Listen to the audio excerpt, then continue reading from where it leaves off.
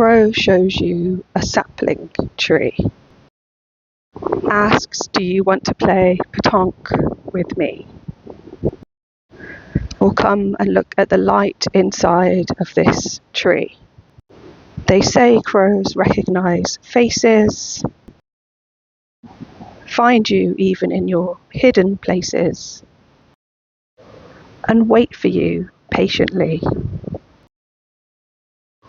Wait so long that they even come in groups of 3, and 6, and 12, and more.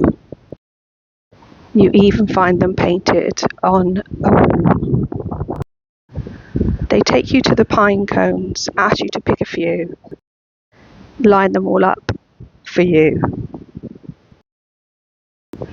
They show you ferns and shadows formed from light, and gather to celebrate that something is finally right.